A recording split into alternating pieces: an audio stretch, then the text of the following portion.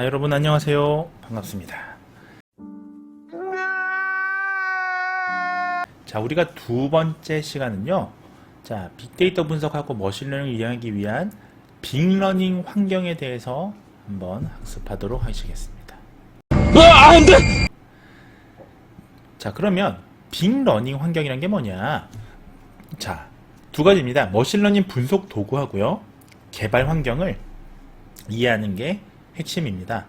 그래서 목차는 이와 같습니다. 자, 먼저 빅러닝 분석 도구에 대해서 오늘 알아보실 거예요. 자, 대표적인 빅러닝 분석 도구가 뭐가 있죠? 우리가 지난 시간에 말씀드렸던 파이썬하고요. 2위가 뭐였죠? R이 있었죠? 그래서 파이썬하고 R 두 개의 양대 산맥이 있는데 간단하게 먼저 좀 알아보시겠습니다. 자, 그 다음에 개발 환경을 어떻게 준비할 것이냐에 대해서도 오늘 두 번째 내용으로 말씀을 드릴 거고요. 자, 마지막으로 오늘 반드시 알아가셔야 될 세 번째는 분석 보고서를 어떻게 만들 것이냐에 대한 하나의 지침을 좀 설명드리도록 하겠습니다. 자, 먼저 빅러닝 분석 도구가 있어야겠죠. 우리가 뭔가 이렇게 분석한다, 처리한다, 머신러닝 데이터 마이닝을 한다라고 한다면 우리가 빅러닝 분석 도구가 필요한데 어떤 걸 준비해야겠는가? 자, 빅러닝 도구의 필수 조건이 있습니다. 네 가지가 있는데 반드시 우리가 아셔야 되는데요. 첫 번째, 데이터의 포맷을 지원하느냐.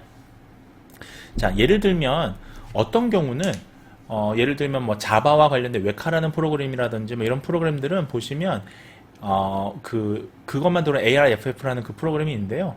그것만 그 포맷을 지원을 해요. 그러다 보면 불편하기 그지없죠. 세스 같은 그런 대용량 처리하는 프로그램도 보시면 세스 전용 파일이 있죠. 데이터 셋 파일이죠. 자, 근데 사실은 우리가 빅러닝 도구, 빅데이터를 구축하고 이것을 분석하려면 다양한 데이터 포맷을 지원을 해야 됩니다. 뭐 CSV 뿐만 아니고요. 엑셀 파일을 지원을 하기도 해야 되고요. 여러 가지 또 뭐 분석된 데이터들, 또 쉼표로 되어 있는 것들, 뭐 이런 것들, 띄어쓰기로 되어 있는 것들, 이런 것들을 다양한 데이터 포맷을 지원을 해야겠죠. 첫 번째. 자, 두 번째 필수 조건은 속도와 용량입니다. 자, 여러분들 속도는 빠르면 빠를수록 좋겠죠.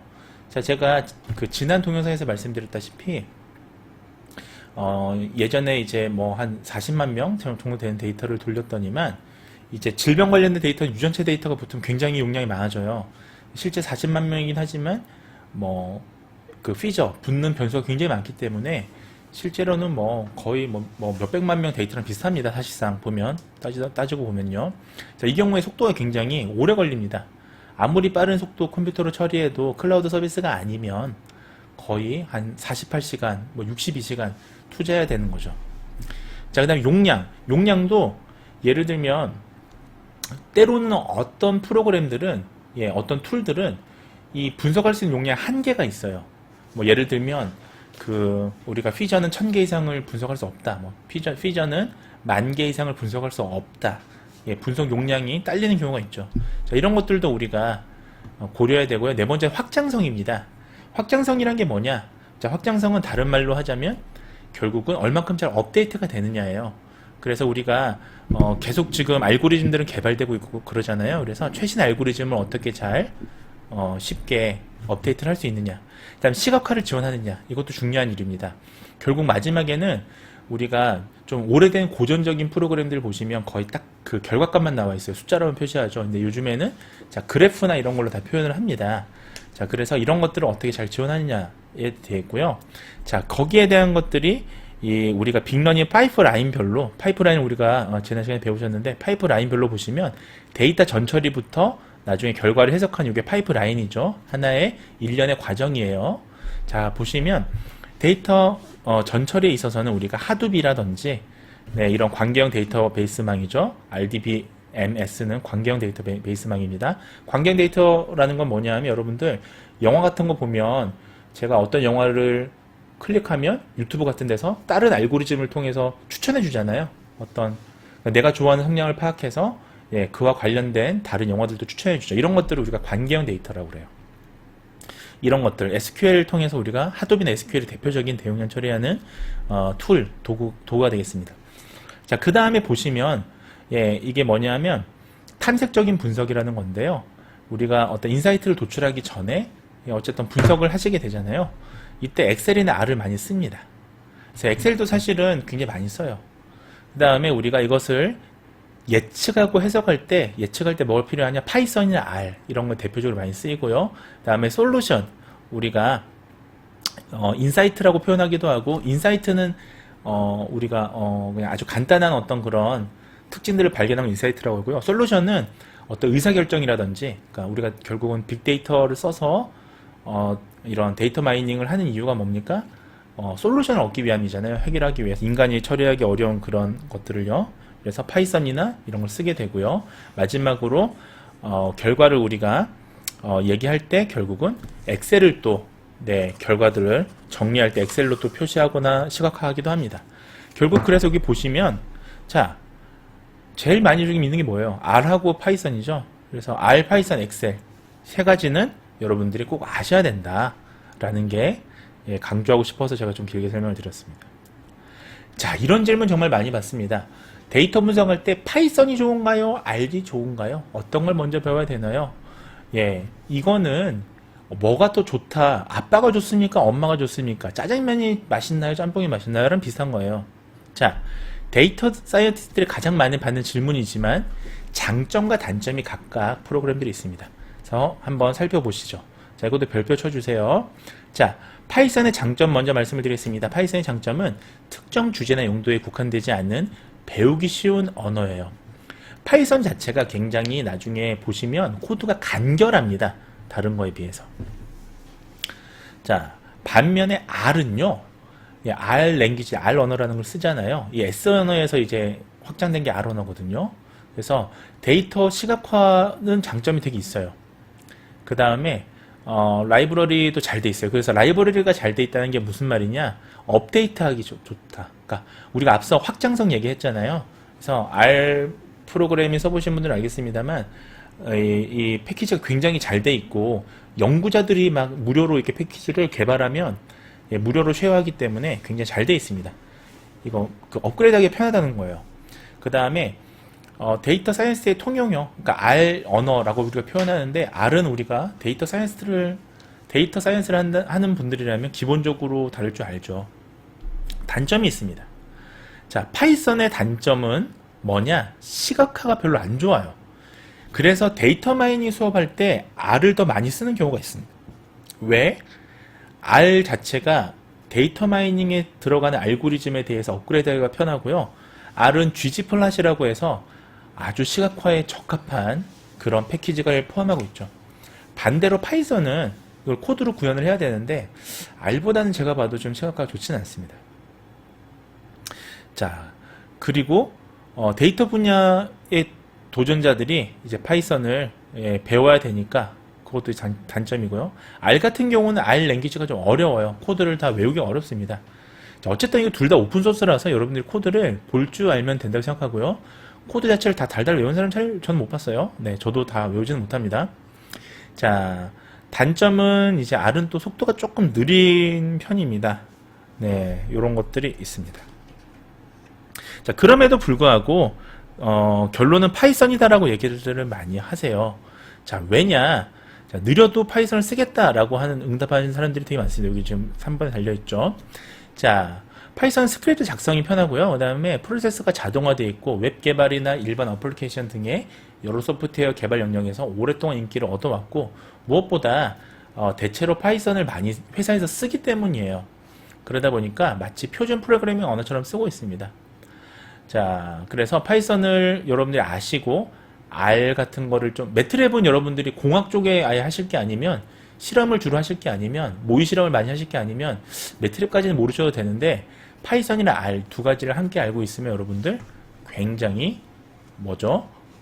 데이터 사이언티스트로 성공하기가 되게 좋다라는 말씀을 좀 드리도록 하겠습니다. 자, 두 번째 이제 개발 환경에 대해서 좀 말씀을 드리겠습니다. 개발 환경이라는 건 결국은 우리가 아나콘다라는 걸 이제 까셔야 돼요. 그래서 아나콘다가 가장 기본이고요.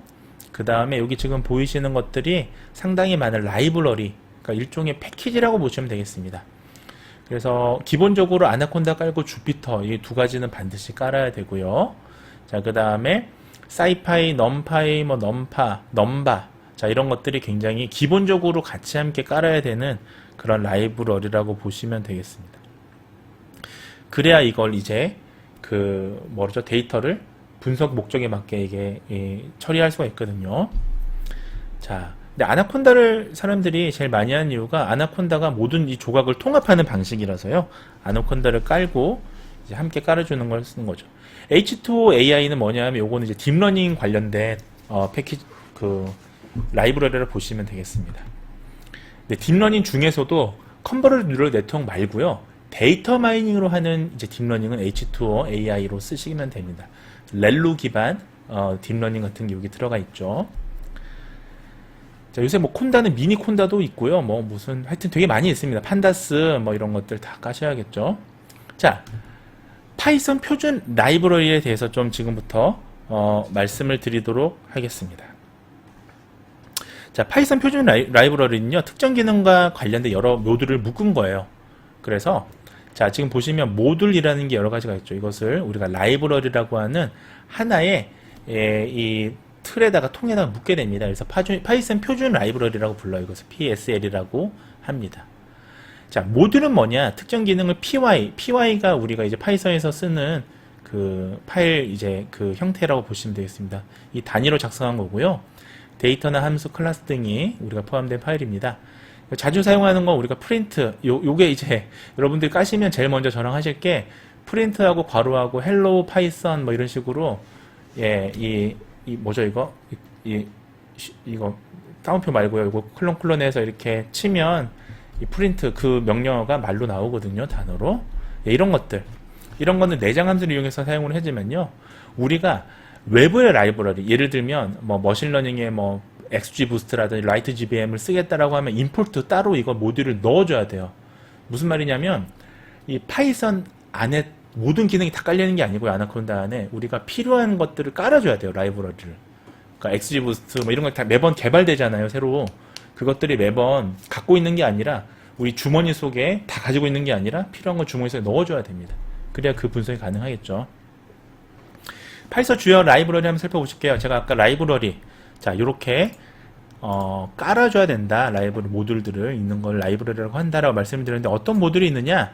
자 판다스, 맵플럽, 그 다음에 시본, 넘파이 굉장히 많이 쓰죠. 사이파이, 심파이, 뭐 다음 머신러닝, 딥러닝 패키지로는 사이킬런 가장 기본이죠. 사이킬런을 통해서 여러분들이 굉장히 많이 패키지를 업그레이드하고 다운받을 겁니다. 자 텐서플로우, 그 다음에 케라스는 이 파이썬이 좀 복잡하잖아요. 간결함에도 불구하고 이걸 더 간추려서 쓰는 게 있습니다. 파이토치도 마찬가지고. 자, 이런 것들이 파이썬의 주요 라이브러리라고 보시면 되겠습니다. 자, 그 다음에 앞서 보셨던 것들은 여러분들이 이제 실제로 한번 깔아 보실 거예요. 저랑 같이 그 명령어를 통해서 나중에 아나콘다 띄워서요. 주피터 띄워서요. 자, 그 다음에 아직 우리가 주피터도 안 깔았기 때문에 간단히 소개만 좀 드리는 겁니다. 그 다음에 통합 IDE라고 합니다. 자, 이건 뭐냐 하면 통합된 Develop Environment, 그러니까 통합 개발 환경이에요. 자, 이게 파이썬을 위해 이게 존재하는데, 자, 이게 대표적인 게 뭐가 있느냐?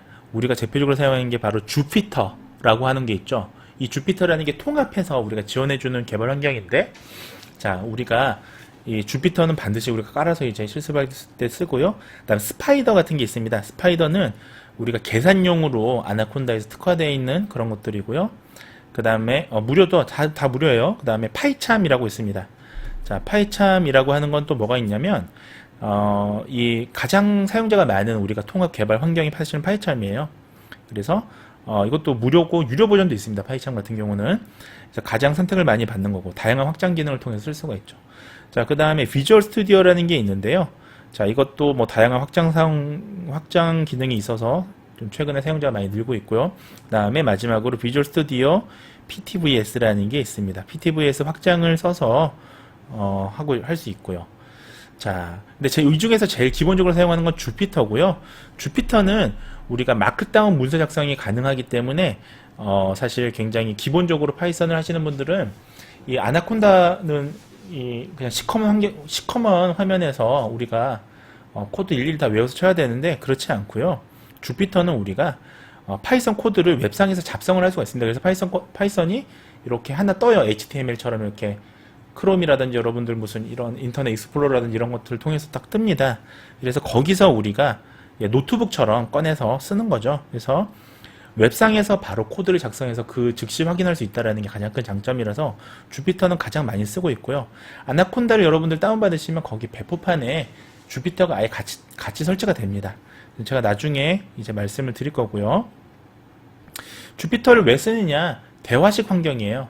그래서 대화식 환경이라는 게 여러분들 이 명령어를 치면 바로 결과를 이렇게 바로바로 확인도 가능합니다. 자, 그런 것들이 있고요. 환경 설정이나 이런 것들은 제가 나중에 우리가 다음 동영상에서 실제로 깔아보면서 얘기를 좀 하도록 하겠습니다. 자, 주피터 노트북 이렇게 돼 있어요. 그래서 우리가 이렇게 명령어를 치면 바로 밑에 이제 실제 구현되는 게 바로바로 대화식으로 확인할 수가 있습니다. 바로 코드 치면 바로 확인하고 이렇게 할 수가 있습니다. 자, 그 다음에 보고서 만들기는요, 이제 우리가 데이터 사이언티스트가 이렇게 분석까지 다 마무리하고 나면 이제 여기에 대한 어떤 결과들을 우리가 도출해야 되잖아요. 어떻게 잘 만들 것이냐에 대한 문제입니다. 자, 그래서 분석 결과는 코드와 결과물, 그래프가 기반이 된 분석 보고서로 완성이 되죠. 여러분들이 회사에 가시게 되면 회사 레포트를 많이 쓰시게 되고요. 회사 보고서, 그 다음에 뭐 연구자를 하시게 되면 리서치 보고서를 많이 하시게 되겠죠. 자, 데이터 분석 보고는 동일한 분석 과정의 결과를 보장하는 재현성. 재현성이 뭐냐? 그러니까 저만 한번 분석한 사람만 끝나는 게 아니라 다른 사람도 똑같이 분석을 할 수 있게 여러 번 재현한다로 표현하죠. 재현성이 있어야 됩니다. 보통 데이터 작업을 포함한 이후에 컴퓨터 작업에서 데이터 사이언티스트나 프로그램들이 소스 코드를 편집하고 플레인 텍스트를 이제 선호합니다. 이걸 실행을 해서 플레인 텍스트, 그러니까 이런 코드 자체는 없지만 이제 결과가 탁 나온 걸 얘기를 하는 거예요. 자, 그 다음에 플레인 텍스트는 단순 문자들로만 구성이 되고요. 소스 코드를 포함하고 있지는 않고 이제 이렇게 나와 있는 것들 얘기를 합니다. 자, 마크업이라는 게 뭐냐? 자, 마크다운 표현들을 많이 하는데요. 마크업은 마크가 뭐죠? MARK. 자, 우리가 표현할 수 있는 언어, 이것을 우리가 태그라고 하죠. 태그로 둘러싸여 있는 것들을 마크업이라고 합니다. 예를 들면 HTML 같은 경우 한번 보세요. HTML은 컨텐츠의 내용, 텍스트 의미, 기타 서식, 포트, 이거 모두 다 우리가 나타낼 수 있는 사용자 친화적인 그런 마크업 언어라고 우리가 볼 수가 있는 거죠. 자, 그래서 이런 것들이 있고요. 마크다운은 뭐냐?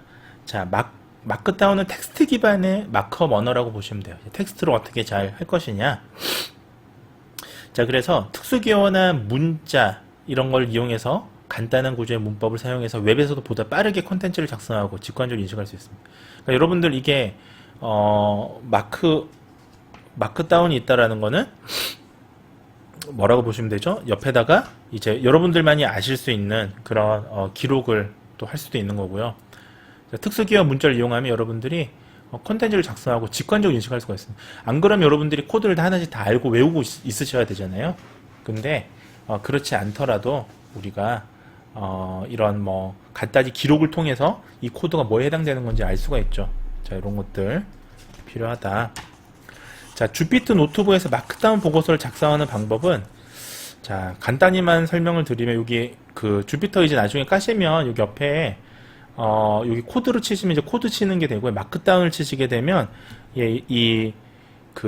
여러분들이 메시지를 남길 수가 있습니다. 메모처럼요. 샵을 이렇게 통해서 기록을 남길 수도 있습니다만, 마크다운을 누르시면 이제 샵 없이도 바로 쓸 수가 있어요.